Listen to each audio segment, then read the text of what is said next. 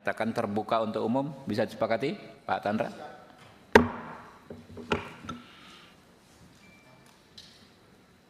Kami menyampaikan terima kasih ini ke Pak Hotman Paris ya, hadir hari ini ada dua masalah ya Pak Hotman ya. Yang pertama terkait Pak Fandi Ramadan, ABK kapal Sea Dragon yang dituntut hukuman mati di PN Batam. Yang kedua kasus Radit Adiansah di Lombok Utara. Nanti modelnya Pak, nanti Pak Hotman sampaikan, lalu mungkin keluarganya juga mau ngomong ya kan ya, baru tanggapan dari rekan-rekan, terakhir kita penutup. Hadirin yang kami hormati ya, dalam melaksanakan tugas pengawasan yang diamanatkan pasal 20A ayat 1 Undang-Undang Dasar 1945, Komisi 3 DPR RI bukan saja menilai penerapan kebijakan secara umum, tapi juga menanggapi kasus-kasus yang menyentuh rasa keadilan masyarakat. Komisi 3 jelas tidak mengintervensi secara teknis perkara-perkara yang sedang diselesaikan oleh aparat penegak hukum. Akan tetapi, kewajiban kami memastikan pelaksanaan tugas mitra kami, aparat penegak hukum, sesuai dengan ketentuan perundang-undangan yang berlaku. Kami meminta saudara Jaksa Agung Muda Bidang Pengawasan untuk menegur oknum Jaksa Penuntut Umum Muhammad Arfian di Pengadilan Negeri Batam kemarin, yang secara tersirat tapi sangat lugas menyatakan masyarakat dan DPR mengintervensi kasus tuntutan mati terhadap Fandi Ramadan. Perlu digarisbawahi bahwa bukan hanya DPR selaku pembuat undang-undang dan pengawas kerja penegak hukum yang bisa memberikan sikapnya kepada pengadilan. Masyarakat juga bisa menyampaikan sikapnya pengadilan, termasuk dalam bentuk amicus curiae atau sahabat pengadilan. Hal ini merupakan implementasi dari apa yang diatur dalam pasal 5 ayat 1 Undang-Undang Nomor 48 Tahun 2009 tentang kekuasaan kehakiman yang mengatur hakim wajib menggali rasa keadilan di masyarakat dan selain menilai fakta-fakta persidangan. Kami mengapresiasi mitra kami yaitu Jaksa Agung Bapak ST Burhanuddin dan Kapolri Bapak Listio Sigit Prabowo yang bersikap sangat responsif terhadap sikap Komisi 3. Kita bisa melihat dalam beberapa kasus terakhir seperti kasus Saudari Tri Wulandari, guru honorer dari Muaro Jambi yang dihentikan perkaranya oleh Kejaksaan dan Kepolisian. Kasus Hogi Minaya, pengejar jambret di Sleman yang perkaranya dihentikan oleh Kejaksaan dan Kepolisian. Kasus Muhammad Miftahul Huda, guru honorer yang disebut rangkap jabatan di Probolinggo yang dihentikan penyidikannya oleh Kejaksaan, dan terakhir kasus tukang ojek di Pandeglang, Banten yang dihentikan penyelidikannya oleh kepolisian. Untuk kasus Fandi Ramadan ini, kami kembali mengingatkan bahwa hukuman mati adalah hukuman alternatif sebagai upaya terakhir yang seharusnya diterapkan secara sangat selektif sebagaimana telah diatur dalam KUHP. Kami ulangi bahwa kami tidak mengintervensi pengadilan, tapi kami harus mempertanggungjawabkan kepada rakyat alokasi anggaran negara yang kami setujui untuk Mahkamah Agung dan jajaran di bawahnya haruslah membawa perbaikan kinerja. Beberapa waktu yang lalu, kami juga mengusulkan kenaikan gaji hakim karir dan ad hoc yang bisa mencapai 280%. Dan saat ini kami sedang membahas RUU tentang jabatan hakim yang intinya adalah ingin meningkatkan kesejahteraan hakim. Tentu saja rakyat sangat berharap hal-hal baik tersebut akan beriringan dengan semakin baiknya kualitas pengadilan. Baiklah, untuk mempersingkat waktu, kita persilakan kepada Pak Hotman Paris untuk menjelaskan dua masalah ini ya, bergantian dengan keluarganya. Kami silakan Pak Hotman. Terima kasih pimpinan rapat dan juga para anggota dewan yang kami hormati. Saya hadir di sini dengan ibunya Raditya, Ibu Makiati, yang sedang diadili dalam tuduhan pembunuhan. Dan tim kuasa hukumnya dari Lombok juga hadir di sini yang pakai topi. Yang sebelah kiri saya ini adalah tim kuasa hukum dari Batam yang untuk Pandi, tapi ibunya lagi OTW ke sini. Ya, yang pertama dulu, yang kami sudah kasih ringkasan itu yang khusus pembunuhan di Lombok. Jadi inti kasusnya adalah tidak sama sekali tidak bisa diterima nalar hukum. Seorang yang sudah mati bisa menganiaya si pelaku. Ceritanya begini, anaknya ibu ini pacaran dengan teman kampus. Terus mereka dating, bertemu di pantai di Lombok, ya, dan itu adalah daerah yang cukup ramai, ada hotel besar di sana. Kemudian kurang lebih satu hari, si wanita ini, pacarnya ini tidak pulang-pulang, akhirnya dicari oleh keluarganya. Akhirnya kemudian sekitar 34 hari ditemukanlah mayat dari pacarnya wanita ini, ya, pacar di pantai, sedangkan ditemukan juga jarak 100 meter tubuh dari si anak ibu ini yang laki-laki yang sekarang jadi terdakwa dalam keadaan bonyok semuanya, luka-luka, ya. Berselang beberapa bulan tiba-tiba dituduh sebagai pelaku pembunuh. Sehingga pertanyaannya adalah, kalau memang dia pelaku pembunuh dari si wanita ini, kenapa dia masih ada di situ pingsan? Bukanya semua bonyok semua, ya. Dan itulah kejadiannya, dan juga tidak ada satupun saksi yang melihat kejadian. Pengakuan dari anak ibu ini bahwa ada orang oknum yang memang sebagai pelaku, waktu itu diminta dibikin sketsnya oleh, ya ini dia nih, inilah tubuh dari anak ibu ini pada saat ditemukan di pantai, ya, dan mayat dari pacarnya ditemukan kurang lebih 100 meter. Ya, pertanyaannya adalah siapa yang menganiaya ini? Ya, siapa yang menganiaya? Berarti ada pelaku lain. Dan kalau dia menganiaya pacarnya, ngapain dia di situ? Kenapa nggak kabur? Dan sampai hari ini tidak ada saksi yang melihat sama sekali. Sebelumnya saya kenalkan dulu yang tadi lupa. Ini semua pengacara-pengacara muda dari tim Hotman 991, ya, di mana kita memberikan bantuan hukum ke seluruh Indonesia, dan sudah banyak yang berhasil mendapat perhatian, terutama dari bapak-bapak. Ini semua pengacara semua nih, ya. Itu kira-kira. Jadi kami melihat di sini, sebagaimana kata Bapak Prabowo, bahwa sudah terjadi miscarriage of justice. Yang kedua, kata Bapak Prabowo juga, kayaknya dia lebih pintar dari jaksa atau dari polisi, bahwa pidana itu tidak boleh ragu-ragu, tidak boleh reasonable doubt, harus total beyond reasonable doubt. Ini tidak ada saksi, dan pelakunya yang dituduh membunuh dalam keadaan pingsan ditemukan tidak jauh dari mayat. Kalau memang dia pelakunya, harusnya dia sudah kabur. Jadi kira-kira sekarang tahapnya sudah sampai diadili, ya, sudah persidangan, namun baru kesempatan ibu ini bisa datang ke Jakarta. Mohon izin kalau bisa agar ibunya langsung bisa mencari, silakan bantuin. Ya, kami persilakan. Ya.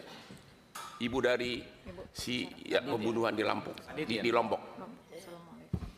Assalamualaikum warahmatullahi wabarakatuh, Pak. Saya ibunya Radit Adiansa, yang anak saya kuliah di Undram Mataram, Pak. Saya berasal dari Sumbawa. Anak saya menuntut ilmu di Mataram, Pak. Dia anak dari SD sampai kuliah, dia pintar dan dia masuk kelas internasional dengan IPK 4, Pak. Dia ingin menjadi anak yang sukses dan dia berjanji kepada saya pengen sukses, dia datang kuliah, Pak. Dia dapat beasiswa, dengan biaya itu dia bisa membeli peralatan kuliahnya, Pak, karena saya orang tidak mampu. Tapi tiba-tiba di tanggal 26 saya menelpon anak saya, 26 Agustus saya menelpon anak saya, HP anak saya tidak aktif Pak, sampai tengah malam saya berusaha menelpon, tidak aktif Pak. Selesai saya sholat subuh, ada orang yang menggedor pintu memberitahu bahwa ada anak saya lagi dibegal katanya Pak. Makanya saya dari tanggal 28 Agustus saya berangkat ke Mataram Pak, menemui anak saya di rumah sakit Provinsi Mataram Pak. Sampai saat ini saya tidak pernah pulang ke Sumbawa Pak, tetap menemani anak saya. Tapi di malam itu, tanggal 19 malam, bulan 9 September, Pak Kanit datang bersama rekan-rekannya membawa anak saya dan berkata anak saya akan dilindungi katanya Pak. Kenapa dilindungi, kenapa harus anak saya dibawa? Saya bilang, ya saya mau bawa ke KLU Bu. Dibilang, akhirnya saya bilang kalau memang begitu anak saya diamankan Pak, saya ingin ikut, saya gitu harus ikut temani anak saya. Setelah dia perjalanan ke KLU Pak, anak saya dikatakan, Radit mengaku sudah mamamu. Dia bilang, disuruh mengaku anak saya Pak, kalau anak saya telah melakukan pembunuhan Pak. Tapi saya bilang mana saya, jangan bilang apa-apa, anak kamu betul kamu melakukan itu. Saya bilang anak saya gemetar Pak, bersumpah demi Allah Mama. Dia bilang, saya berani bersumpah atas nama Allah, dibilang sekarang dicabut nyawa saya sama Allah kalau saya melakukan, katanya Radit Pak.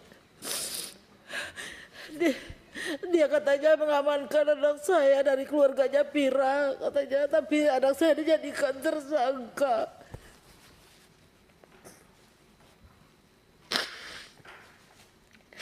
Keesokan harinya apa di sana di BAP anak saya, dan saya disuruh ke dalam bersembunyi supaya jangan saya melihat anak saya yang lagi dibergol dan memakai baju yang oranye Pak.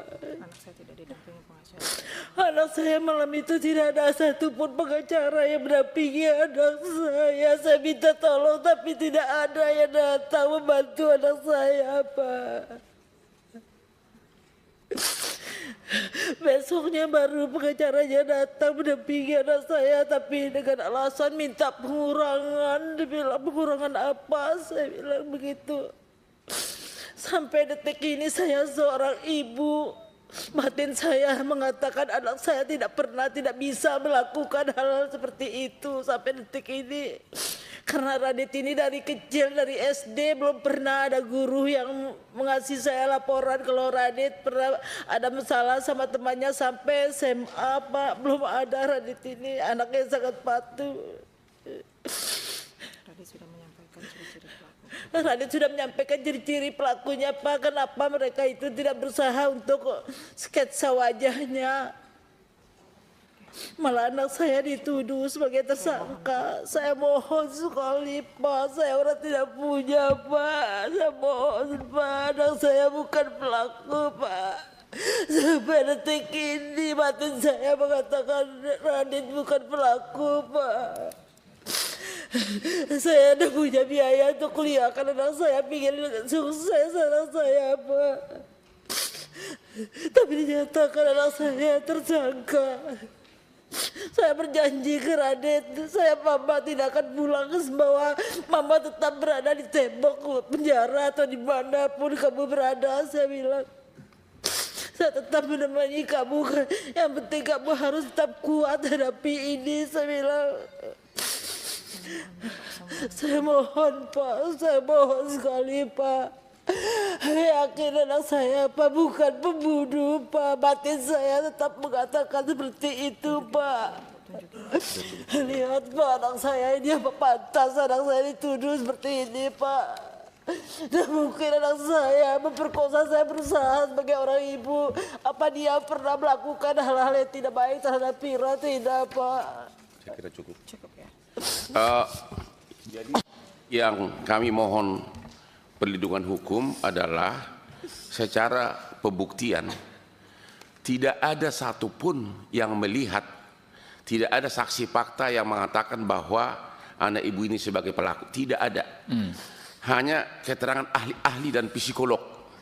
Itu satu. Jadi sesuai dengan kata presiden kita, beyond reasonable doubt itu benar-benar jauh dari itu. Yang kedua, kalau anaknya sebagai pelaku dalam keadaan bonyok, bahkan waktu ditemukan dipapah dibawa ke puskesmas dalam keadaan seperti ini, dan mayat pacarnya kurang lebih 100 meter.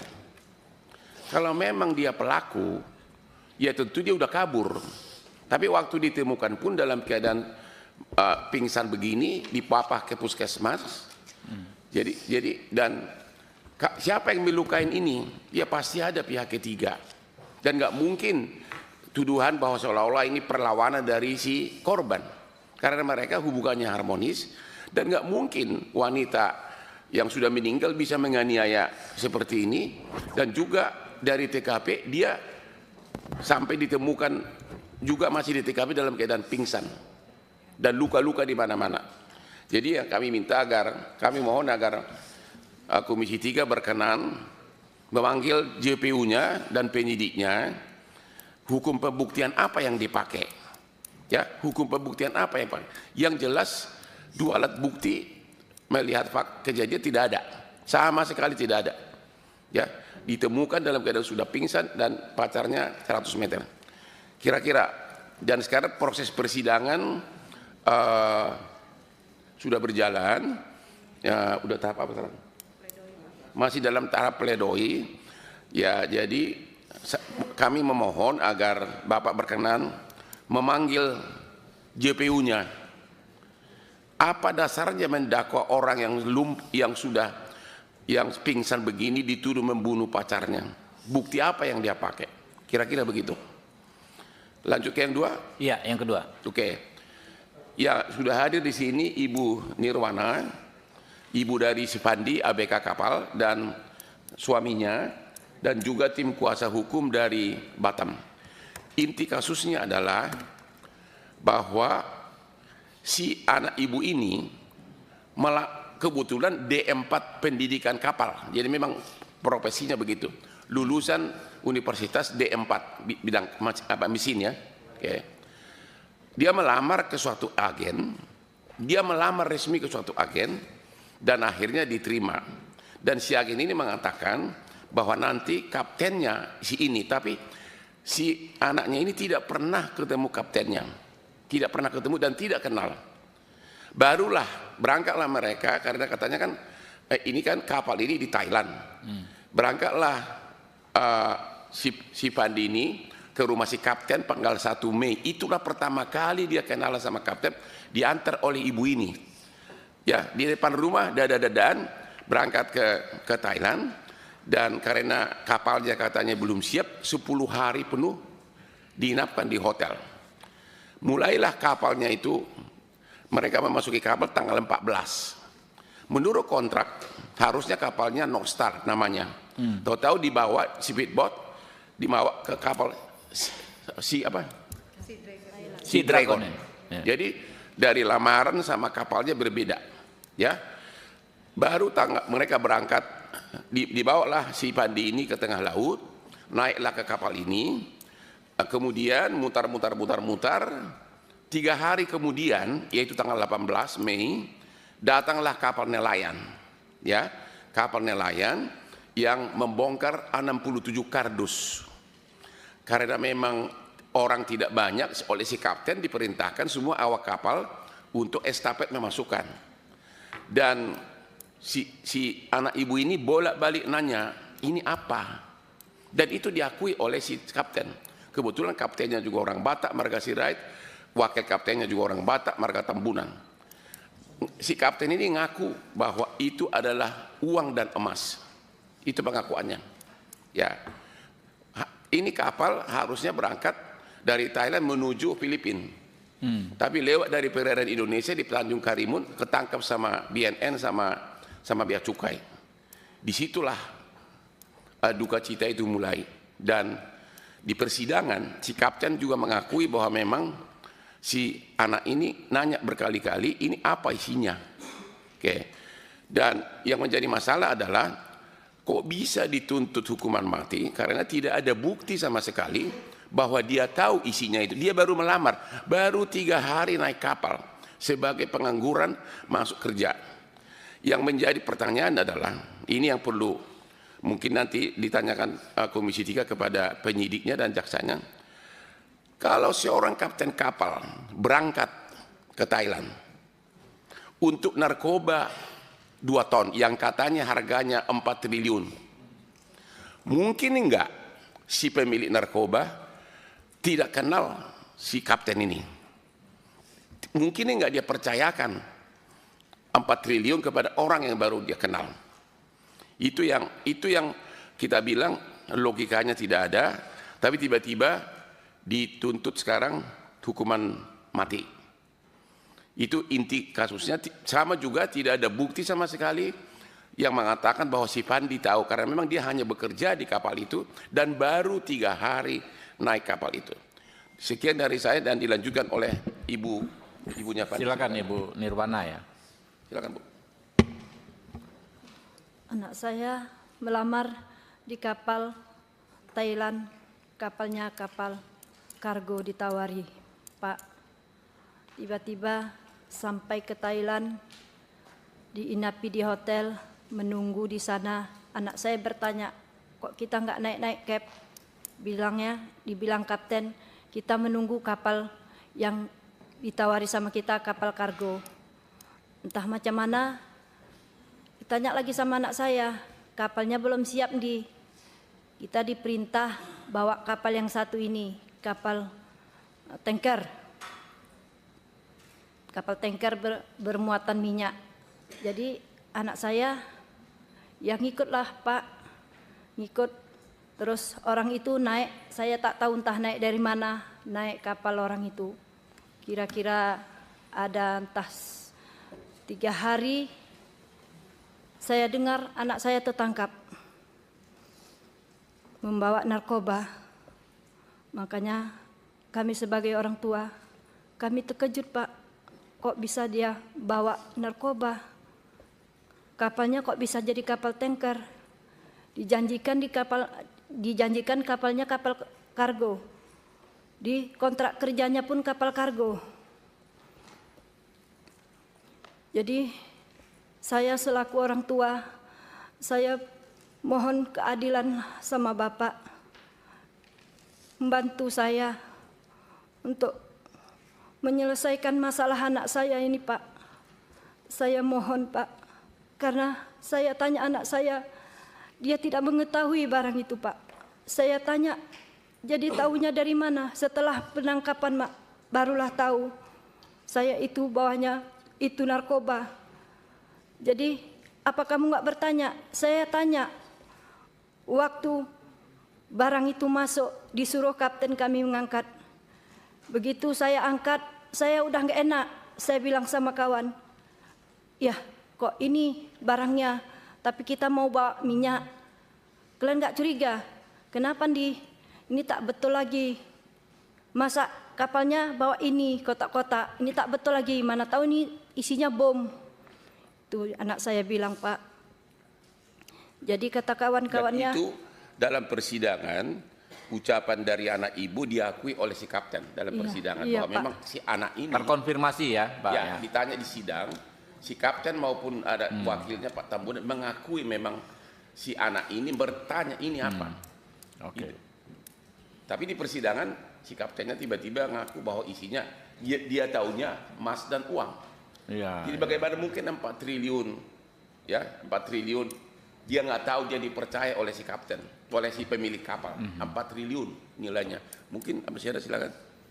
Sudah itu paginya nggak enak dia, didatanginya kaptennya ke atas, ditanyanya, Cap, itu barang apa? Ayo kita periksa. Mana tahu itu entah bom. Enggak katanya itu uang sama emas. Jadi disambung anak saya lagi, kalau itu uang sama emas Cap, kenapa dimasuki di ruang palka? Saya tak tahu ruang palka itu apa Pak. Kenapa dimasuk di situ? Enggak apa-apa biar aman katanya.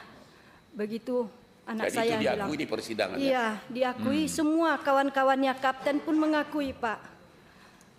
Udah itu si Pandi disuruh lagi mencopoti bendera. Dibantah bikin anak saya lagi Pak. Kenapa dicopot lagi benderanya Cap? Apa nanti nggak bermasalah? Setahu saya kalau belayar, kapal kita belayar tak boleh dicopot benderanya. Nggak apa-apa, kata si kapten. Selagi kita belayar nggak apa-apa, nanti kita ganti. Benderanya udah jelek, dibilangnya gitu. Anak saya nggak sanggup menaikkan ke atas itu Pak, mencopot benderanya, digantilah sama si Leo. Barulah itu tercopot benderanya. Itulah terus Pak, nggak lama kami dapat informasi tertangkaplah kapalnya. Begitulah cerita anak saya. Oke, terima kasih. Mungkin ada Ya. dari, Terima kasih, mohon Pak. izin dari Bapak dari Silakan, silakan. Pandi. Silakan Pak. Dari situ aja. Mungkin dari Bapak selaku ayah dari Pandi. Silakan. Assalamualaikum warahmatullahi wabarakatuh. Nama saya Sulaiman. Saya selaku orang tua dari terdakwa Pandi Ramadan. Saya bermohon kepada pimpinan Komisi 3 DPR RI agar anak saya diberi keadilan, Pak. Saya bermohon kepada Bapak. Imanetnya saya memohon kepada Bapak lagi saya memohon ini, Pak. Ya. Cukup. Cukup, Pak. Oke. Kalau boleh minta izin juga karena mereka bawa tim pengacara dari daerah yang tahu faktanya. Ya. Mohon dikasih kesempatan bicara pengacara dari Batam, silakan. Silakan. Nanti lanjut pengacara dari Lombok Ya. di sini ada. Silakan dari pengacara silakan, dari Batam yang menangani anak ibu ini. Assalamualaikum warahmatullahi wabarakatuh. Terima kasih kepada ketua dan anggota lainnya yang telah memberikan kesempatan kepada kami untuk menyampaikan sedikit atau inti dari permasalahan Pandi Ramadan.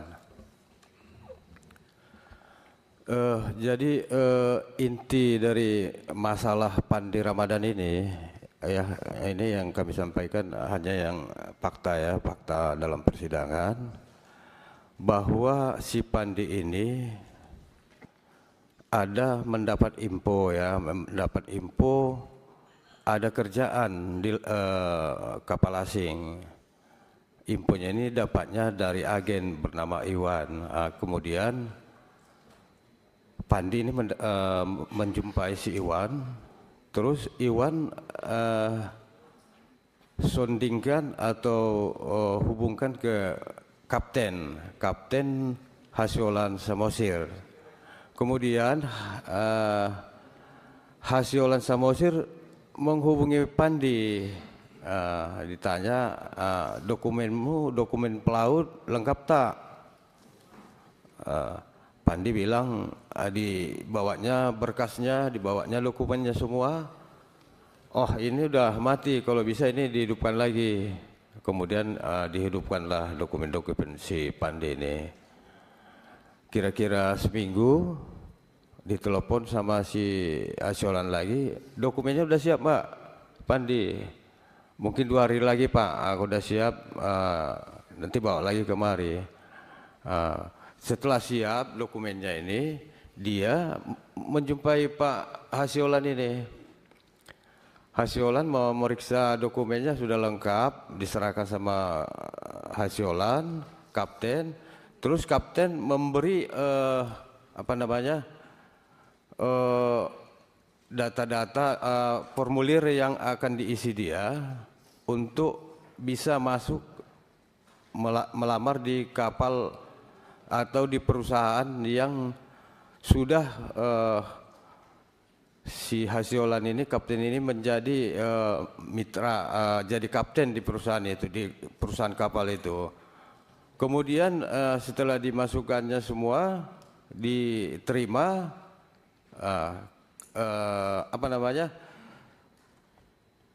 desainlah kontraknya selama 6 bulan dengan gaji 2.000 US per bulan selama 6 bulan. Kapal ini kapal kargo MP North Star, itulah di dalam kontrak kerjanya itu. Oke, setelah itu selesai, mereka ini mau berangkat ke Bangkok, Thailand itu tanggal 1 kalau nggak salah ya. Ada 4 orang mereka ini dari Medan yang mau berangkat, Hasiolan, terus Chief Officer itu Richard Tambunan, terus ada Ricky namanya, ini tak jadi berangkat Pak karena alasan sakit. Sebenarnya si Ricky inilah yang mau menjadi atasan si Pandi, kepala mesin lah. So, si Pandi ini kan wakil mesin. Satu lagi office boy lah, tapi ini adiknya kapten. Jadi si Ricky ini karena tidak jadi mau berangkat, batal karena keluarnya sakit. Pandi sebenarnya udah ragu mau berangkat itu. Kenapa? Saya tak menguasai sepenuhnya nanti Cap nanti kalau nggak ada yang lebih paham dari saya katanya. Kalau saya tidak, belum yakin saya katanya karena dia kan masih baru pemula ya. Oh enggak usah takut katanya. Di sana ada nanti menggantikanmu katanya gitu.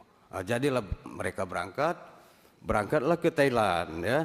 Sekitar 10 hari orang tuh nginap di hotel itu, baru menunggu berlayar. Oke. Setelah menunggu berlayar itu, informasi yang diterima si Pandi awalnya kan kapal kargo ini. Jadi mereka setelah berangkat ke kapal kargo itu katanya di tengah laut, mereka naik speed ke sana. Ternyata bukan kargo, ternyata kapal tanker. Kenapa ini berubah katanya dari kapal barang ke kapal minyak? Oh nggak apa-apa, kita masih dalam satu grup perusahaan katanya, nggak masalah katanya. Oke, jadi pemikiran si Pandi waktu itu berarti kan mengangkat minyak kan itu. Ternyata minyaknya orang sudah berlayar, minyaknya belum datang nih. Di mana mau diambil minyak pun belum tahu nih. Tiba-tiba katanya malam itu di tanggal berapa itu, tanggal 8 atau tanggal 9, itulah kapal kecil, kapal nelayan merapat. Tapi sebelum dia merapat sudah ngasih kode-kode semacam lampu sorot gitu ya, lampu sorot ke kapal orang si Pandi ini. Kemudian di kapal si Pandi ini ada yang warga Thailand itu namanya Wirapat Pompang. Itu menurut si Pandi dan menurut ABK yang lain merupakan kepercayaan orang Thailand itu yang namanya Tanjen atau Jekitan gitu ya. Itulah, jadi yang berhubungan dari kapal itu, kapal kecil itu ke kapal orang si Pandi ini, siapa ini orang Thailand itu, mereka yang komunikasinya, sehingga deal komunikasinya pindahlah kardus-kardus itu dari kapal kecil itu ke kapal si Pandi. Kemudian di situ sebenarnya si Pandi ini kan diminta chief officer untuk bantu mengangkat itu secara estafet lah begitu. Terus ditanyanya officer ini sebetulnya barang ini apa? Kok kardus-kardus?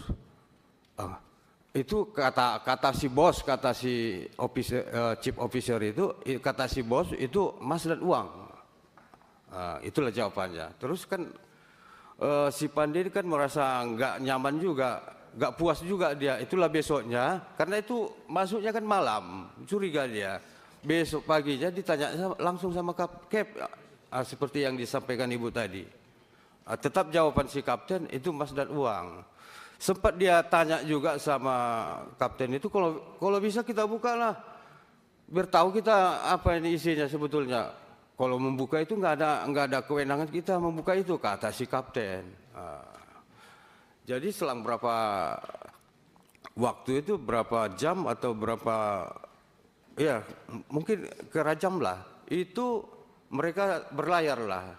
Rutenya pun apa itu, kalau yang diterimanya infonya mau ke Filipina gitu ya. Oke, berlayar mereka ini. Setelah berlayar, kalau menurut keterangan si Pandi di laut ya, di laut itu waktu mereka itu dipepet sama angkatan laut itu, masih lebih dekat ke Malaysia, wilayah Malaysia, perairan Malaysia, pantai Malaysia daripada ke Karimun.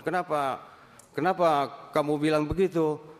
Karena saya lihat di sana itu di perairan Johor itu, sekitar Johor itu masih nampak itu kapal-kapal sandar di situ. Kalau kita pun loncat ke laut masih bisa ke nyebrang sana daripada kalau ke Karimun. Itulah jawaban si Pandi dan kawan-kawan yang lain. Setelah itu mereka itu sepertinya kata mereka itu dipepet sama angkatan laut kapal mereka ini supaya masuk ke perairan Indonesia. Begitu masuk itulah dicegat sama Bea Cukai dan BNN. Saya kira cukup. Ya. Jadi penyidik dan kejaksaan JPU mengabaikan fakta di BAP maupun fakta persidangan. Satu, ini orang baru 3 hari kerja dan dia masuk melalui agen. Ya. Dua, bahwa si kapten ini narkoba harganya hampir 4 triliun. Kalau sampai didatangkan oleh pemiliknya dari Indonesia, ya berarti si pemilik narkoba itu sudah ada kerjasama dengan si kapten ini. Karena 4 triliun nggak mungkin dong didatangkan untuk 4 triliun orang yang tidak kenal. Yang ketiga, bahwa sesuai dengan 2 minimum alat bukti tidak ada, diakui di persidangan bahwa memang si Pandi ini bolak-balik nanya.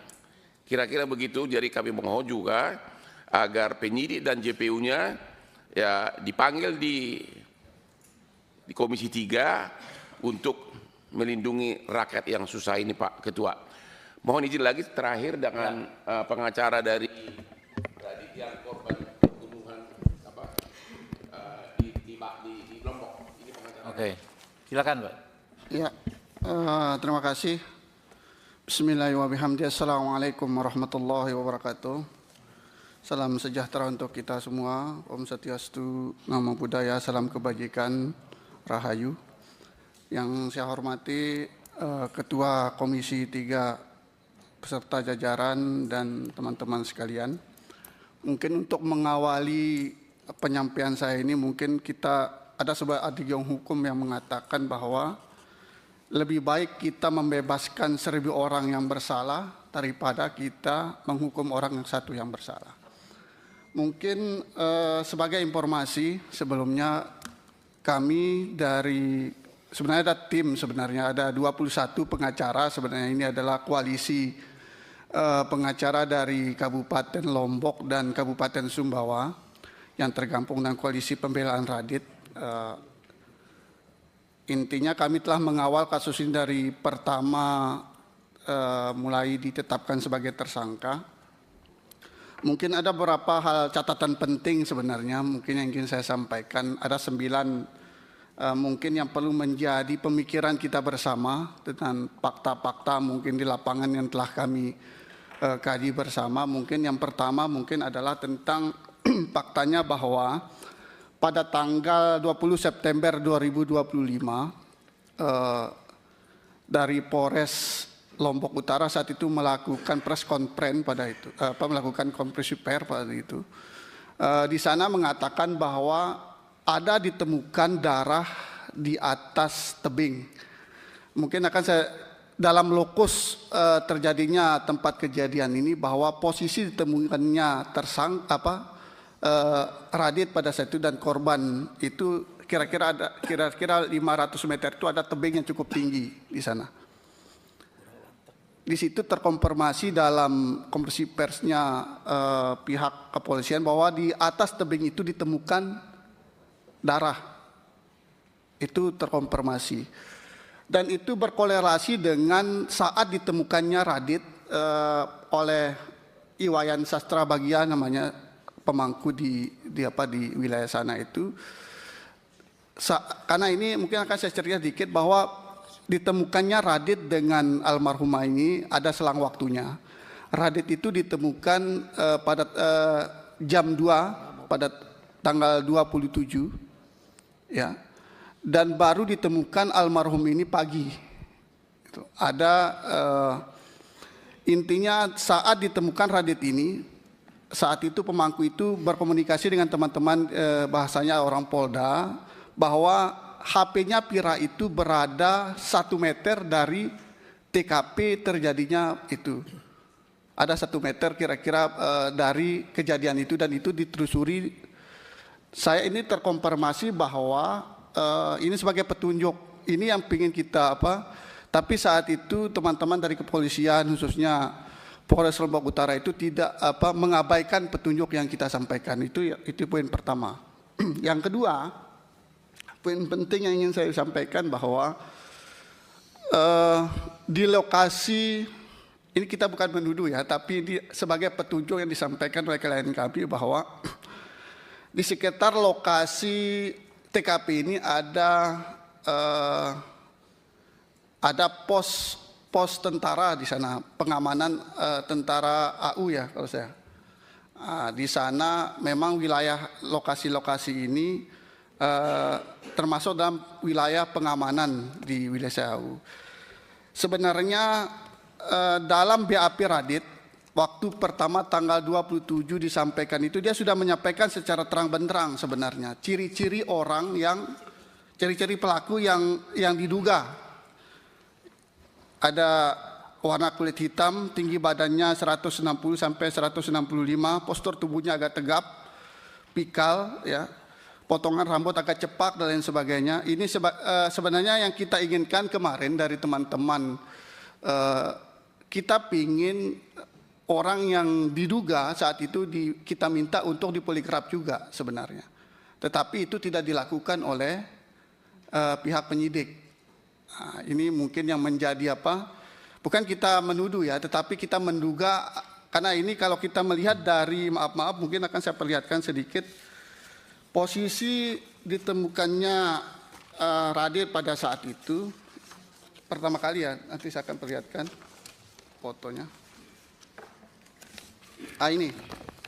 Ini adalah posisi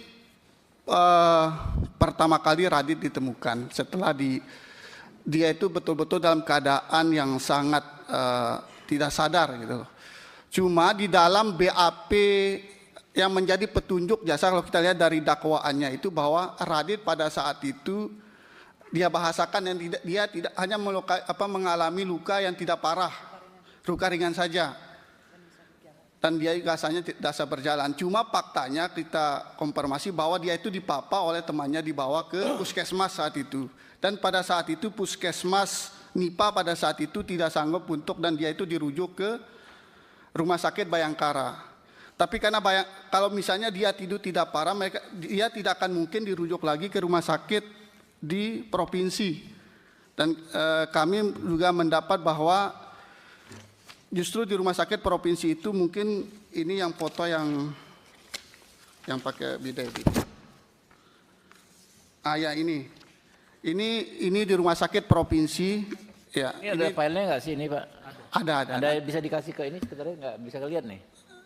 Ada filenya? Ya siap. Intinya bahwa di rumah sakit provinsi itu dari hasil dokter itu justru Radit itu mengalami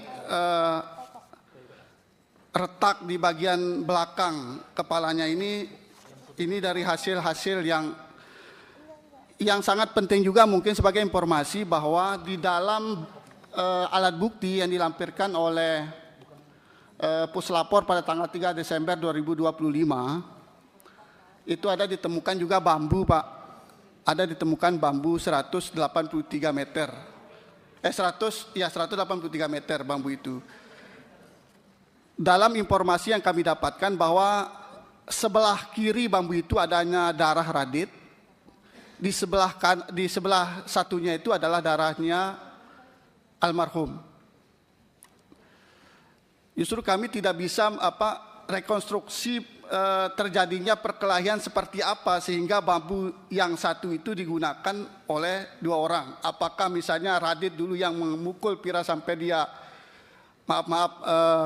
meninggal sehingga Radit itu memukul dirinya sendiri, atau Pira itu yang memukul Radit sampai pingsan sehingga Pira itu menenggelamkan dirinya ke dalam pasir. Kita juga nggak tahu rekonstruksi seperti apa. Karena memang di bambu itu, bambu yang dijadikan bukti itu di dua sisinya itu ada ada darahnya Pira dan ada darahnya Radit. Mungkin itu yang selanjutnya mungkin yang sedikit ingin saya sampaikan juga bahwa sampai saat ini HP-nya Radit itu tidak ditemukan. Tidak ditemukan, tetapi ada fakta baru yang kami dapatkan di teman-teman dari bahwa pada tanggal 7 September 2025 HP itu sempat keluar dari grup.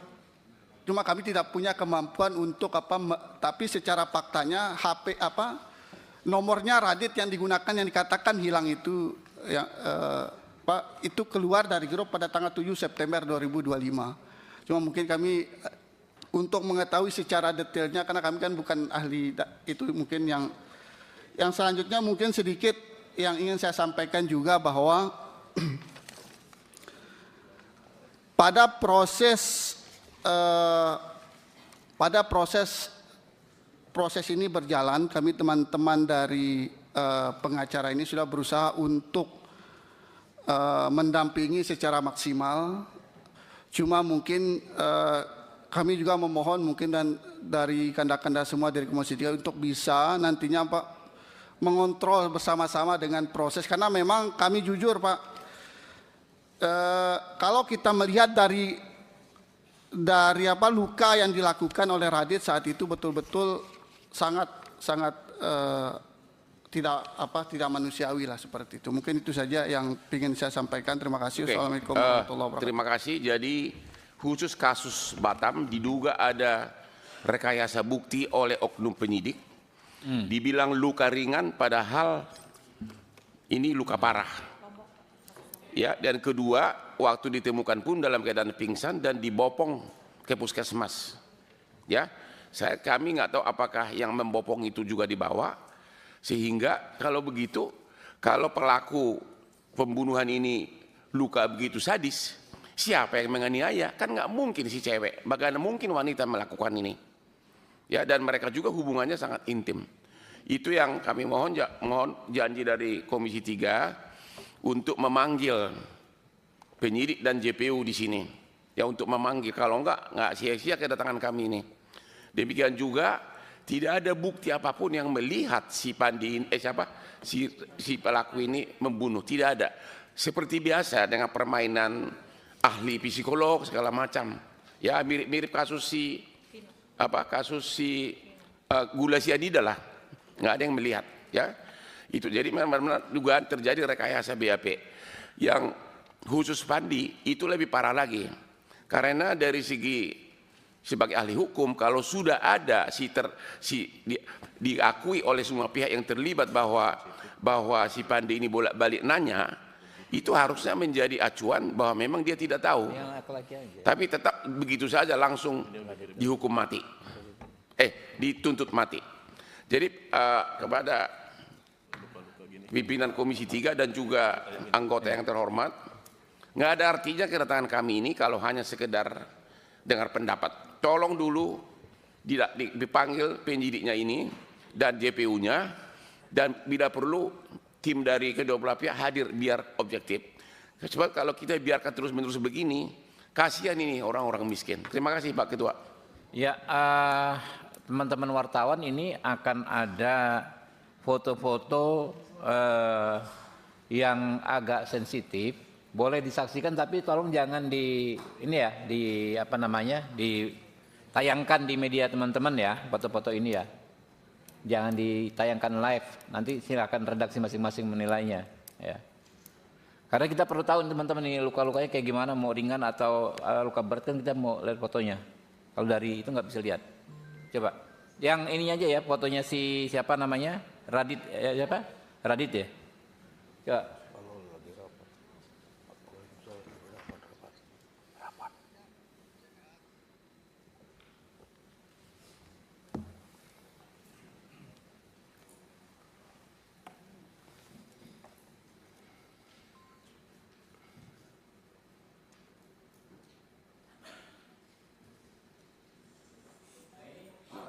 Di mana nih ya? Coba Ibu. Iya. Ya, ini untuk pertama kalinya waktu Radit ditemukan. Oh, okay. Ya. Oke, lanjut. Dan kurang lebih 100 meter dari lokasi ini, di situ juga ditemukan Korban. Maaf, saya luruskan sedikit, maaf ya, saya luruskan dikit. Foto itu di samping hotel Sunshine Creek. Setelah dibawa, kan ini ditemukan agak jauh dari hotel, mereka dibopong saat itu ke hotel itu yang ini. Ini kan di samping hotel itu ada kursi itu. Oke. Ya. Terus. Lanjut ya. Setelah foto. dibopong. Ini pingsan ya dia, Pak? Ini dibawa di puskesmas Oke. LIPA saat itu. Pimpinan, bisa tanya sedikit ya? mungkin seorang wanita melakukan ini. Silakan. Ya, silakan, Pak. Tolong dikembalikan ke foto yang kedua. Nah, itu kan ada tanda luka di belakang itu ya. Tahu itu artinya luka karena apa itu? Kalau informasi, ini kan kalau informasi kalian kami bahwa itu dipukul menggunakan yang saya ceritakan tadi, menggunakan bambu tadi. Bambu. Oke. Terus lanjut. Oh, ini ya. Dan ini semua di lokasi TKP. Kalau dia pelaku udah kabur loh. Dan dia ditemukan dalam keadaan pingsan oleh pamangku setempat. Oke, lanjut. Lagi. Tuh dia tuh. Mana mungkin seorang wanita yang sudah meninggal melakukan sehancur ini penganiayaan terhadap yang dituduh pelaku pembunuhan. Coba lihat begini. Mana mungkin seorang wanita itu udah hancur semua badan. Ini yang polisi sama sekali, penyidik di luar nalar hukum sama sekali. Ini diabaikan. Oke, lagi masih ada. Tuh dia tuh. Oke. Hancur banget badannya. Jadi kalau Komisi 3 tidak panggil penyidik dan jaksa di sini, mau kemana negara ini, hukum kita ini? Udah masih ada lagi, gambar lagi fotonya? Yang lain lagi? Jangan ditayangkan ini. Tidak jauh dari lokasi ditemukan si cowok. Udah jangan. Kalau yang perempuan jangan, kan ada aurat ya. Tulang pipi dari si Rani ini retak semua ya. Tulang pipi retak. Sampai dioperasi gara-gara retak. Intinya bahwa memang ada pelaku pembunuhan yang tidak berusaha dicari oleh penyidik. Oke, udah ya. Cukup ya, teman-teman ya. Fotonya cukup ya? Udah semua. Oke. Rekan-rekan, ini pendalaman ya. Langsung mungkin ke ini dulu. Gus Pala, silakan. Waktu kita nanti sampai jam 1 ya, paling lama ya, teman-teman ya. Terima kasih pimpinan, sahabat-sahabat Komisi 3 yang alhamdulillah bisa hadir pada kesempatan siang hari ini. Yang saya hormati Bang Hotman dan tim kuasa hukum, keluarga dari orang tua Saudara Radit dan juga dari Fadlan Ramadan ya. Tentunya kita prihatin dalam kondisi sekarang ini masih ada hal-hal yang kurang pas di dalam proses penyidikan kasus hukum, dan kita juga mengucapkan terima kasih Bang Hotman senantiasa memberikan bantuan kepada masyarakat Indonesia yang membutuhkan perlindungan hukum. Untuk kasus Saudara Fadlan ya, kita ini kan juga bisa memahami bahwa di dalam sebuah tingkatan ABK itu kan pasti ada tingkatan-tingkatan yang kita bisa lihat. Ada bagian dek, mesin dan catering, dari mulai nahkoda, mu'alim, masinis, jurumudi dan sebagainya. Kita juga ingin tahu bahwasanya apakah semua ABK di setiap tingkatan mengetahui bahwa barang tersebut adalah narkoba. Ini juga perlu sebuah pembuktian dan penjelasan karena setiap peran ABK dalam hal ini pasti ada. Terus yang kedua yang ingin saya sampaikan pimpinan, khusus untuk Radit dan Fadlan, kalau memungkinkan kita ini mengusulkan adanya eksaminasi dalam perkara Fandi Ramadan dan Radit. karena ini sudah masuk dalam ranah persidangan, ya kan. Sehingga tindakan penelitian dan pemeriksaan berkas perkara oleh jaksa penuntut umum akan dilakukan oleh Kejaksaan Agung. Ini adalah sarana pimpinan untuk menilai kecakapan dan kemampuan teknis jaksa penuntut umum sesuai keputusan Jaksa Agung tahun 93 tentang eksaminasi perkara. Sehingga dari hasil eksaminasi ini kita bisa mendapatkan sebuah kejelasan dan kepastian hukum. Yang ketiga, pimpinan seperti yang disampaikan oleh Bang Hotman tadi, tentunya kita juga mendorong supaya penyidik atau penuntut umum bisa dihadirkan di ruang sidang Komisi 3 supaya kejelasan tentang dua kasus ini menjadi lebih terang benderangan.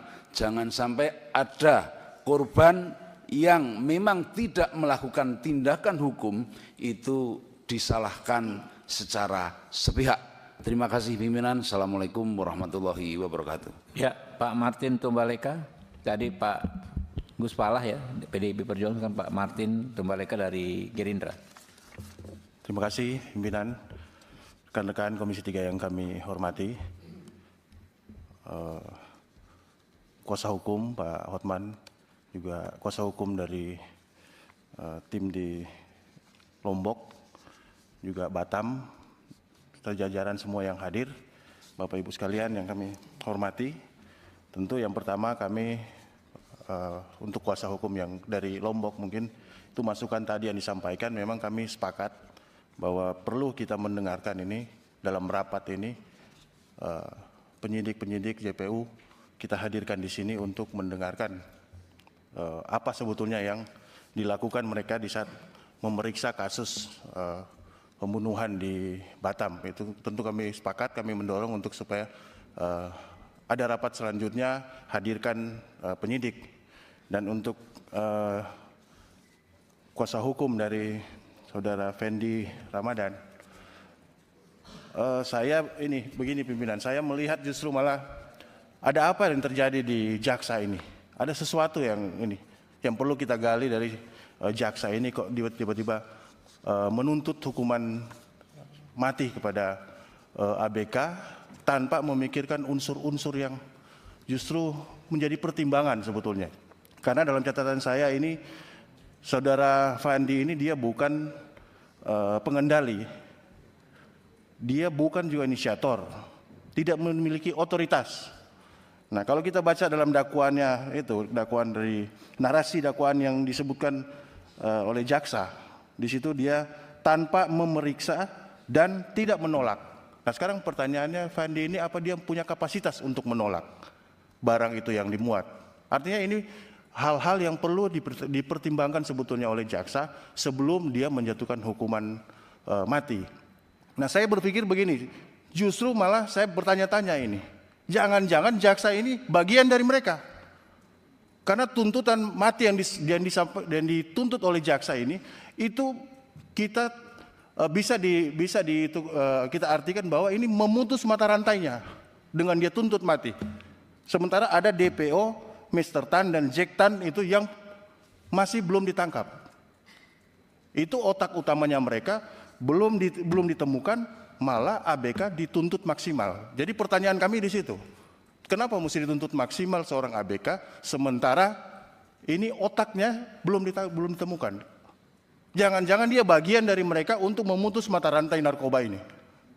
Itu mungkin dari kami pimpinan, kami perlu menghadirkan mereka supaya ini APH-APH ini yang nakal-nakal ini supaya ditindak tegas, supaya institusi jaksa, kepolisian, mitra kami tetap namanya terjaga, tetap baik di masyarakat, kepercayaan masyarakat tetap institusi ini tetap dijaga. Terima kasih pimpinan. Assalamualaikum warahmatullahi wabarakatuh. Waalaikumsalam. Pak Profesor Sudeson Tandra, silakan. Terima kasih pimpinan, anggota Komisi 3 yang kami hormati,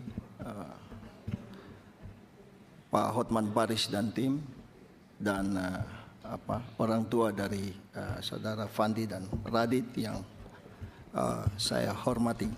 Assalamualaikum warahmatullahi wabarakatuh. Selamat pagi, salam sejahtera untuk kita semua.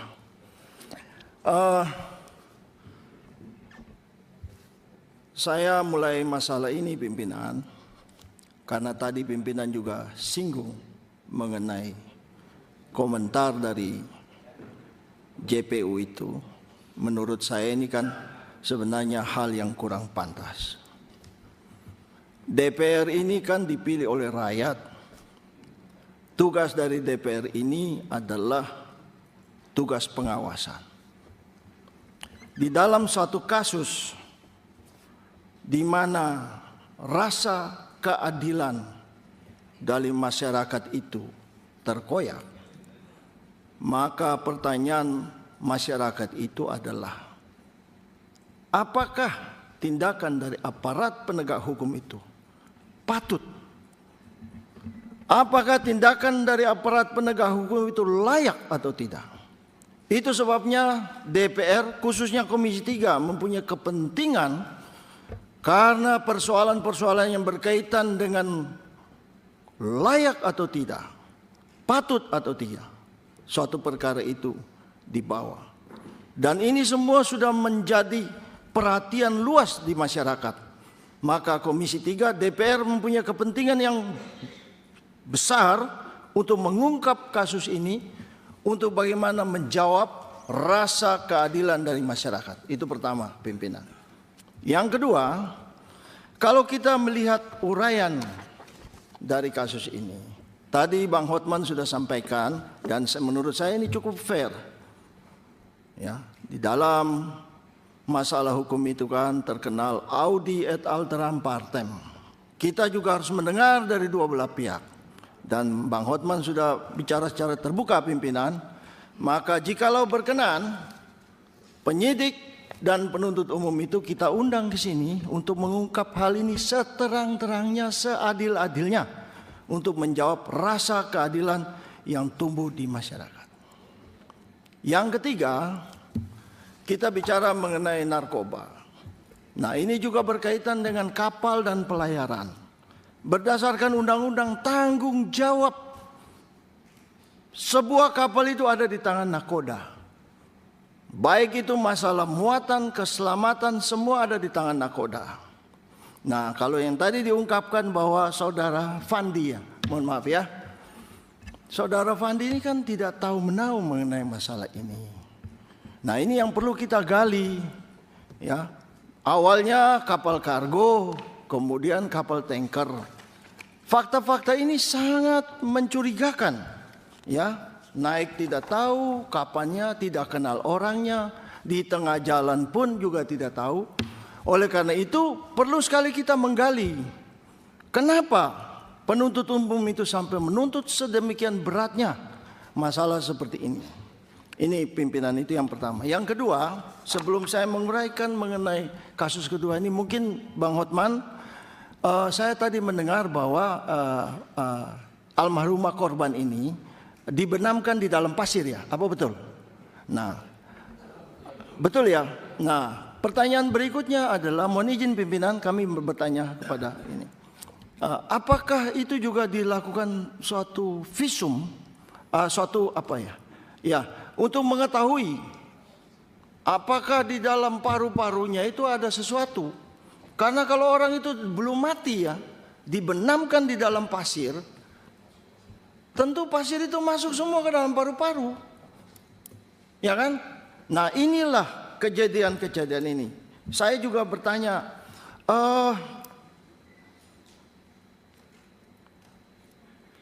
di dalam visum itu kita juga ingin tahu, apakah pada saat kapan, ya, almarhumah ini meninggal. Ini juga penting, ya kan? Sehingga ini kita bisa membuka hal ini seterang-terangnya. Kenapa tadi saya tanyakan mengenai luka di belakang itu? Karena ini terus terang mencurigakan saya, ya kan?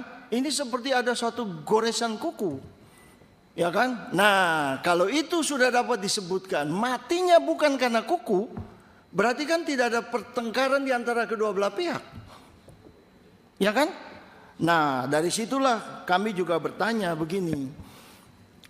Pada saat diperiksa saudara Radit ya. Apakah ada rekamannya? Apakah yang bersangkutan didampingi oleh pengacara pada saat diperiksa? Pakai ini Mbak, pakai ini karena direkam. Waktu saat di poligraf anak saya tidak ada pengacara, Kanit bilang enggak perlu pengacara. Kanitnya bilang nggak perlu pengacara. Ya, enggak perlu pengacara mendampingi, disuruh turun ke bawah. Saya saat itu naik ke atas. Anak saya kondisinya masih dalam keadaan sakit dan perlu pengobatan, kan masih ada pasir di dalam telinganya, tapi tidak dilakukan. Anak saya sampai sekarang masih mendengung telinganya. Ya, ini pimpinan, ini sangat berat karena kan pasalnya pembunuhan ya, Bang Hotman ya, pembunuhan ya, ya, pembunuhan. Memang dijuntukan, Pak, pakai pasal penganiayaan berat yang mengakibatkan kematian. Ya, ancamannya pasti di atas 4-5 tahun kan? Nah, apalagi ancaman seperti ini. Yang berikutnya, pada saat yang diperiksa itu, yang bersangkutan kan dalam keadaan tidak sehat. Iya.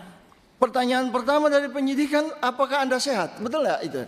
Nah, nah ini persoalan-persoalan seperti ini, menurut saya ya sangat-sangat mencurigakan pimpinan. Oleh karena itu, tentunya kami ingin agar kalau berkenan penyidiknya dan penuntut umumnya diundang ke sini. Memang terus terang ya, kami tidak ingin mencampuri proses yang sedang berjalan di pengadilan.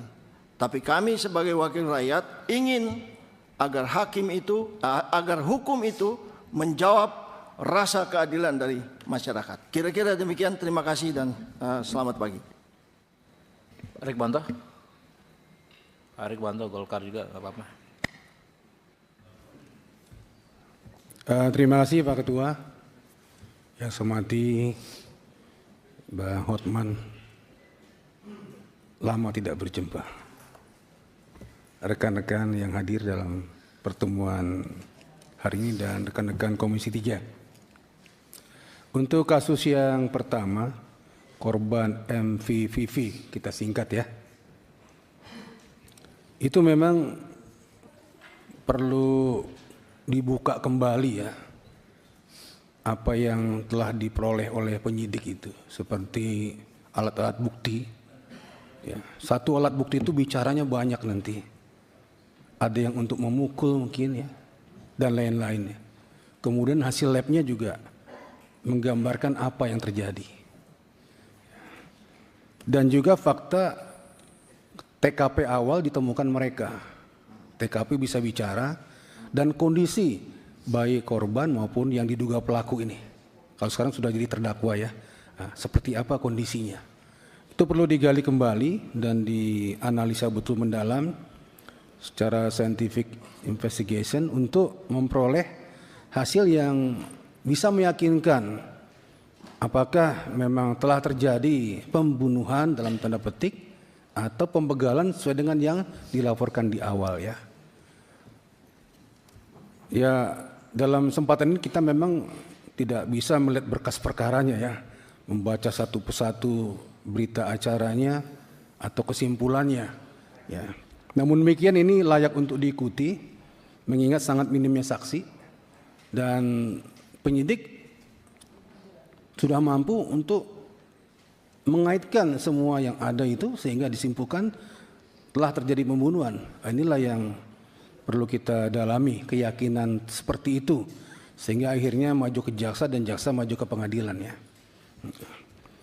Ini mungkin belum selesai dalam pembahasannya, kita perlu pendalaman lagi untuk tersebut, tapi saya tetap mendukung jangan sampai ada orang yang tidak bersalah dipersalahkan ya. Ini tetap tadi rekan pengacara bilang ya, jangan sampai ada yang hukum itu lebih baik membebaskan 1000 orang bersalah daripada menghukum 1 orang tidak bersalah ya. Adiknya begitu ya. Kemudian yang kedua, untuk kasusnya Fandi ini, dari semua fakta yang kita ketahui ini, semua berlawanan dengan tuntutan yang ada di pengadilan saat ini. Kecuali satu, BAP waktu dia diperiksa didampingi oleh pengacara yang disediakan oleh penyidik. Yang di situ diduga, dinyatakan dia terlibat. Terlibatnya kita tidak tahu di sini karena kita tahu BAP-nya seperti apa ya. Persekongkolannya, permufakatannya di situ. Hanya itu yang menegaskan dia terlibat dalam konteks penjualan atau pengadaan atau penerimaan narkotika itu. Ini juga perlu diuji kembali. Apakah memang BAP yang dibuat itu, yang ditandatangani oleh saudara Fandi itu memang real pengakuannya atau ada tuntunan tertentu dari pihak tertentu yang kamu terima saja, kamu tanda tangan saja. Ini juga kita tidak tahu seperti apa isinya, mungkin perlu pendalaman lagi. Tapi dari kisah seluruhnya, yang bersangkutan patut diduga menurut kita ini ya, menurut kita dari fakta yang kita dapatkan dari berbagai macam informasi, termasuk fakta persidangan dari Pak Hotman ini, ya, saudara Fandi sebenarnya belum layak untuk dikatakan dia adalah sebagai terdakwa atau pelaku di situ, ya. Kecuali dia yang kuat sekali untuk membuktikannya di samping BAP tersebut. Ini pendapat. Terima kasih Pak Ketua. Mohon izin satu kalimat saja. Untuk menjawab tadi pertanyaan dari Bapak kita, saya baru dapat informasi bahwa pengacara yang mendampingi adalah pengacara rekanan BNN. Itu adalah salah satu masalah di Indonesia ini karena penyidik itu punya rekanan-rekanan. Kalau rekanan ya pasti nggak mau lah melawan penyidik. Ya kata ibunya tadi rekanan BNN. Kira-kira begitu. Ini Mbak Hotman, di KUHAP yang baru kan kita sudah atur bahwa nggak ada lagi istilah pengacara disediakan oleh aparat penegak hukum itu. Pengacara itu dipilih secara merdeka oleh orang yang bersangkutan. Nanti itu bagian dari yang mau kita evaluasi. Oke, masih ada Pak Adang dari Jatun. Terima kasih pimpinan, rekan-rekan Komisi 3 dan Bang Hotman beserta para kuasa hukum. Dua hal yang ingin kami sampaikan. Pertama, menyangkut masalah Fandi Ramadan. Ya, kalau secara umum mungkin kalau rekan-rekan membaca hasil rapat Komisi 3 itu jelas sekali sikap Komisi 3 terhadap kasus ini ya. Tapi yang menarik bahwa perubahan-perubahan di dalam KUHP baru jelas bahwa penentuan derajat pertanggungjawab pidana, menguji tidaknya niat jahat, dan faktor yang wajib dipertimbangkan. Nah mungkin keluarga dari Pak Fandi bisa lebih menekankan kembali. Saya ingin mendengarkan riwayat hidup kepribadian tentang kasus pidana karena di dalam pasal 54 yang terbaru, faktor yang wajib dipertimbangkan dalam pemidanaan. Saya ingin dengarkan latar belakang daripada Fandi Ramadan selama ini, gimana sikapnya dan sebagainya. Lalu untuk kasus Radit, saya yang menarik di nomor 4 ya, bahwa diketemukan di pinggir pantai dan selanjutnya ada orang yang menghadang. Dalam proses pemeriksaan, apakah pendalaman terhadap masukan ini sudah dilakukan oleh penyidik terhadap kemungkinan ini? Terima kasih pimpinan, itu pertanyaan saya. Oke, dari kanan Pak Endang Agustina. Pak Endang silakan. Assalamualaikum warahmatullahi wabarakatuh. Terima kasih pimpinan.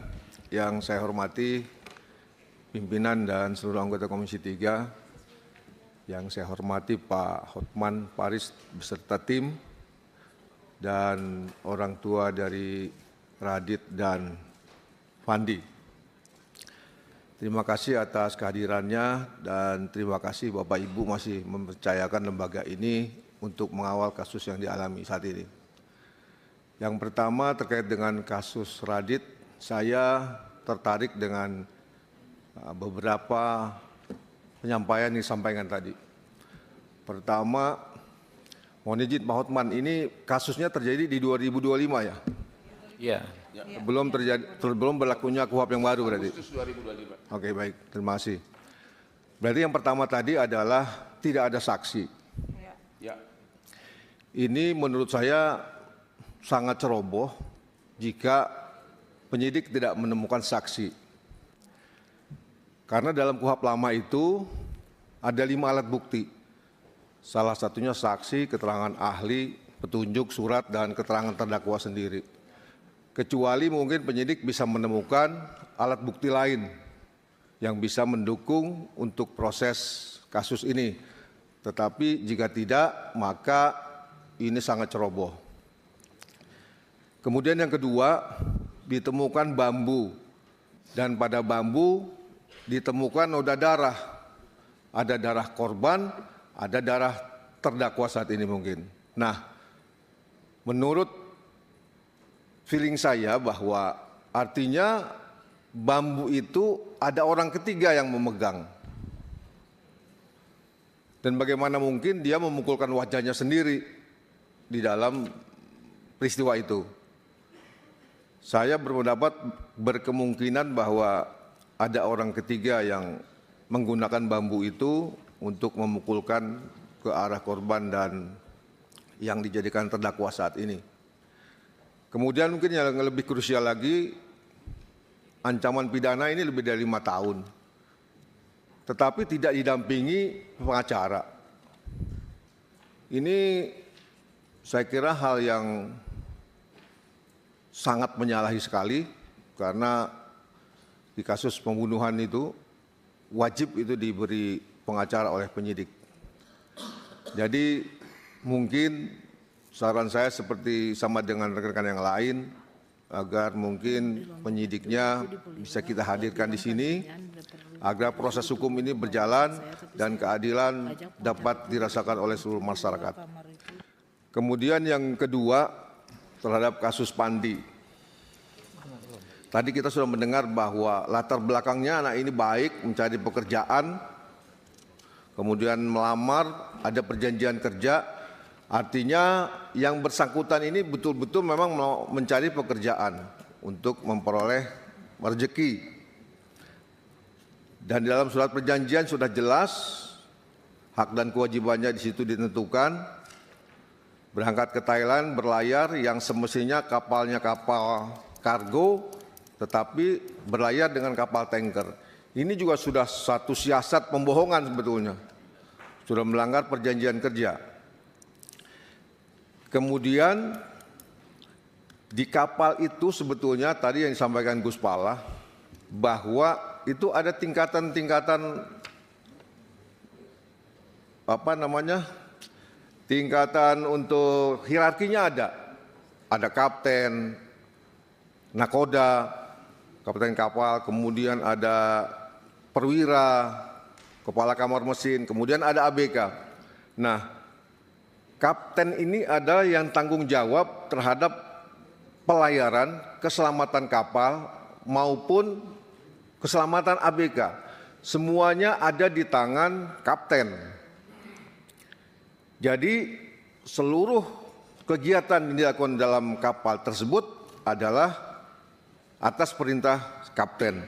Nah, ketika si Pandi disuruh mengangkat barang di laut, dan dia sempat bertanya barang ini barang apa, dan dijawab oleh si kapten itu bahwa ini adalah emas dan uang, di situ saja kita sudah bisa menyimpulkan bahwa si Pandi itu nggak tahu bahwa barang itu narkoba. Gitu.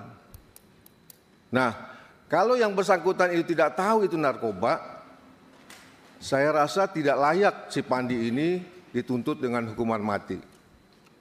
Oleh sebab itu, sangat penting kita mendapatkan informasi dari aparat penegak hukum yang melakukan proses terhadap perkara ini.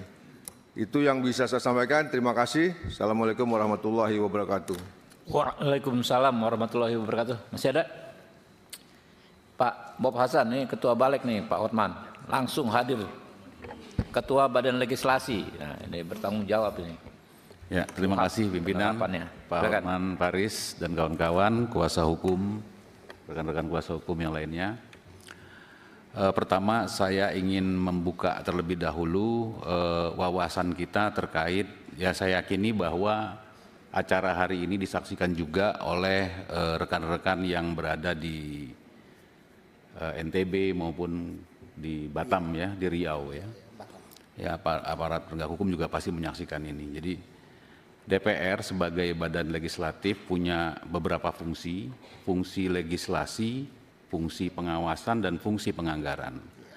Dalam hal fungsi pengawasan, hari ini Komisi 3 memiliki dominasi pengawasan terhadap Kepolisian Republik Indonesia, Kejaksaan, Sekretariat Mahkamah Agung, kemudian ya dalam hal ini pengadilan itu Sekretariat Mahkamah Agung, kemudian BNN, ya, Badan Narkotika Nasional, ya.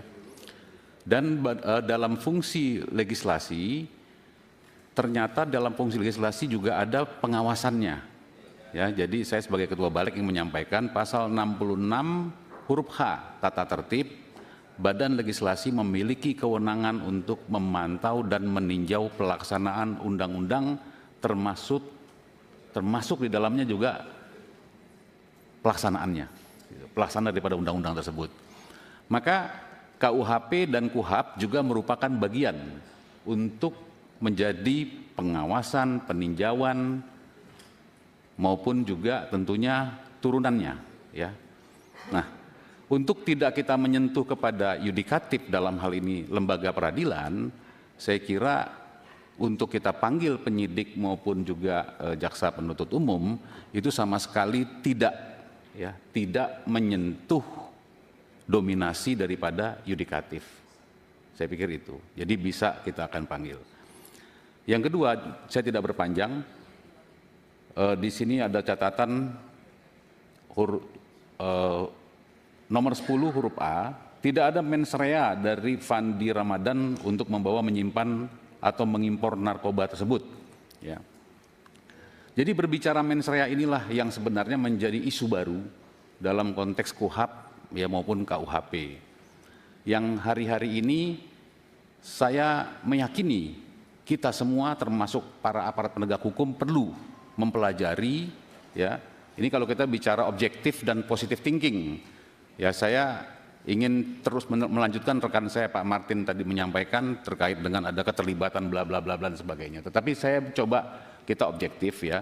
Mungkin dalam hal mens rea ini belum betul-betul dapat menerapkan ya terkait bahwa mens rea itu bukan niat buruk, tetapi sikap batin. Sikap batin bahwa apakah sikap batin itu ikut dengan perbuatan yang nyata atau aktus reus tadi. Inilah yang sebenarnya yang harus diluruskan, dan kejadian-kejadian ini sudah banyak sekali. Di Sleman ketika penjamretnya mati, itu dipotong ceritanya, penjamretnya dibunuh karena ditabrak. Tetapi kalau dicerita dari awal, maka penjamret itu dikejar untuk mengambil. Jadi rangkaian satu itu banyak diputus.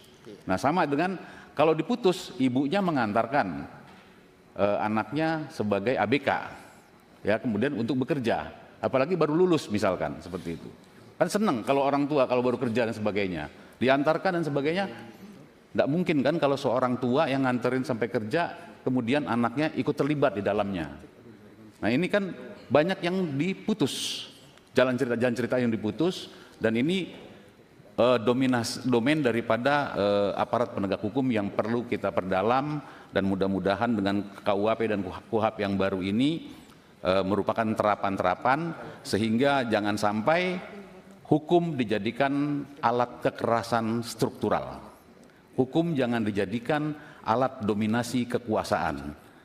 Hukum jangan dijadikan alat ATM keuangan. Itu intinya seperti itu. Jadi saya kira kita mendukung, ya, kita mendukung pada Pak Ketua untuk memanggil para APH hadir di hadapan kita, dan kita siap ya untuk mempertanyakan semua apa yang disampaikan oleh Pak Hotman Paris dan kawan-kawan. Terima kasih. Wassalamualaikum warahmatullahi wabarakatuh. Mohon izin satu kalimat lagi. Ya, silakan. Sebenarnya kasus ini tidak perlu ahli hukum seperti Profesor Dr. Habibur Rahman. Profesor Dr. Tandra. Tidak perlu Profesor Doktor. Orang awam pun tahu bahwa pasti ada pihak ketiga yang menyiksa si laki-laki, makanya lukanya begitu bonyok. Iya. Sampai ada apa retak. Kalau yang jelas itu bukan luka retak ringan. ininya segala. Itu satu. Berarti ada pihak ketiga dan itu tidak didalami oleh penyidik. Iya. Ya. Berarti ada pihak ketiga. Itu satu. Jadi tidak perlu profesor doktor dari yang maha pintar ketua Komisi 3 ini. Yang kedua, satu lagi juga dalam kasus Pandi. BAP semua saksi mengatakan si Pandi bolak-balik bertanya, diakui di sidang, berarti dia tidak tahu. Dan sebagai terakhir nanti mohon izin benar-benar ibu dua ini mau datang ke depan untuk bersalaman dengan Bapak Profesor yang ganteng ini. Aman Pak, bentar kita yang ke sana ke depan. Terakhir ya, mungkin ya. Palang pintu dari Jakarta Timur nih. Hasbiallah Ilyas, jagoannya Jakarta Timur. Siap, terima kasih Ketua. Terima kasih Pak. Yang saya hormati Ketua dan juga Bang Hotman yang paling ganteng sedunia ini. Kemarin kita ketemu Bang di Kelapa Gading, cuman Abang lupa sama saya. Siang-siang itu Abang lagi minum es, saya lewat. Minum es juga? Minum enggak. Cuman Abang di sampingnya cakep itu. Boleh dikenalin sama Bang Martin, Bang. Langsung saja, saya ini bahwa apa yang terjadi dengan Fandi ini adalah menurut saya ini narkoba itu memang kita harus berantas, harus ini. Tapi dengan KUHAP yang baru ini saya sepakat dengan kawan kita tadi bahwa dengan KUHAP yang baru ini KUHAP kita ini humanis dan bukan seperti yang lalu bahwa hukum kita ini balas dendam atau macam-macam, tidak. Nah, saya minta bahwa apa yang juga disampaikan oleh Bang Hotman bahwa jangan sampai ini adalah permainan aparat penegak hukum. Dan saya menegaskan dari fraksi Partai Kebangkitan Bangsa minta supaya penegak aparat hukumnya dipanggil di ruangan ini dan supaya kita tahu semua apa yang terjadi. Terima kasih Ketua. Oke ya teman-teman ya, cukup ya. Pak Hotman, masih ada closing statement? Enggak, tolong Pak dipencet Pak karena kita live streaming. Iya sebentar, nanti gampang itu, nanti kita bacakan dulu kesimpulannya Pak Hotman. Ya. Yang baru, kesimpulan yang baru kita bacakan, baru kita ini. Ya, kita bacakan dulu ya Pak Hotman ya. Kesimpulan rapat. Iya.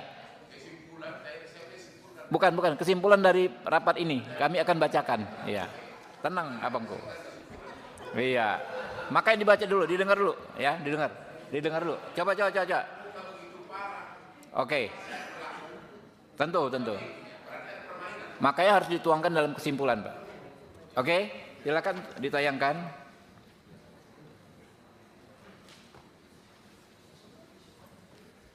Langsung aja di pertama, yang pertama, kedua, ketiga, langsung aja atas.